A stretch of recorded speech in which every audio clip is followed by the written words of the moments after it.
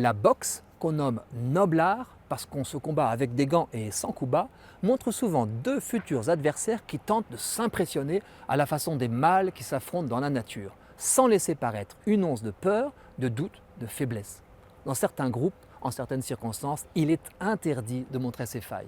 Soit cela fait partie du jeu, car douter quand on va au combat, c'est déjà perdre. Mais l'assurance qu'on affiche est souvent factice.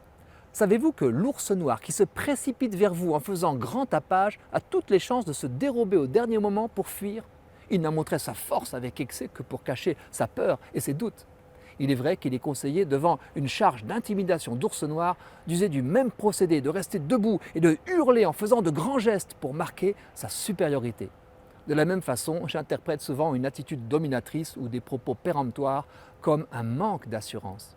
Celui qui est vraiment sûr de lui n'a pas peur de montrer ses limites et ses failles.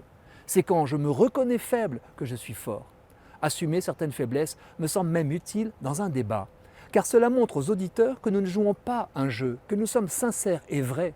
Cela autorise, voire encourage, des adversaires droits à se dévoiler à leur tour pour que les choses avancent autrement que dans des postures figées.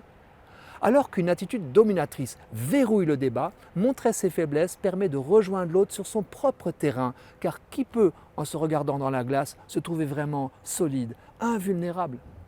Il y a quelques mois, j'ai enseigné à un groupe d'étudiantes d'un pays d'Afrique l'anthropologie du don. On se trouve en se donnant.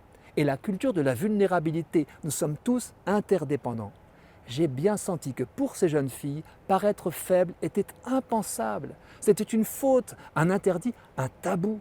Sans doute parce que leur culture ne fait aucun cadeau à une femme qui montrerait sa faiblesse. Chez les jeunes générations de l'Hexagone, j'ai découvert que se dire fragile s'apparente à un aveu d'impuissance sexuelle. Décidément, la faiblesse n'a pas bonne presse. Pourtant, il est un lieu où la faiblesse s'éprouve pour donner sa pleine fécondité, l'union conjugale. Pour faire du chemin ensemble et rester fidèles jusqu'à la mort, impossible de faire semblant. Dans le mariage, la nudité est de mise, pas simplement physique, mais aussi, voire d'abord, psychique et spirituelle. Seules deux pauvretés inachevées, qui se savent incapables d'affronter seules la haute mer, feront ensemble un catamaran solide dont les deux parties indissociables devront compter l'une sur l'autre. Alors, action. Marié ou pas, je suggère à chacun de lister, disons, 3 de ses faiblesses structurelles. On choisira une oreille attentive, digne de confiance, amicale à défaut d'être amoureuse, pour en confier au moins une. À chaque fois que l'on se reconnaît petit, on grandit. On se libère du masque d'invulnérabilité que l'on croyait devoir porter pour se dissimuler.